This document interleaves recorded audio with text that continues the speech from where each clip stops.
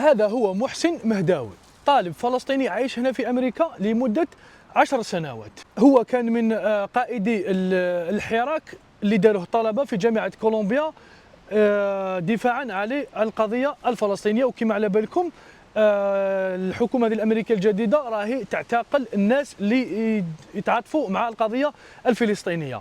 إلى هنا كل شيء عادي، لكن الاعتقال تاعو صدق أو لا تصدق كما راكم تشوفوا في هذا الفيديو، الاعتقال تاعو وين كان نهار راح يدير المقابلة باش يدي الجنسية الأمريكية. نعم، صدق أو لا تصدق، اعتقلوه نهار راح يدي الجنسية الأمريكية، وين راح يبصم على الدستور الأمريكي اللي الفيرست اماندمنت تاعو ولا القانون الأول يقول حرية التعبير، حرية اختيار الدين، حرية التعبير.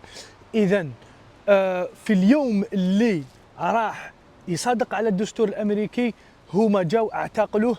يعني باش تشوف باللي الحكومة هذه الأمريكية راهي ضد الدستور الأمريكي. ما هذه الحالات جامي شفناها في أمريكا.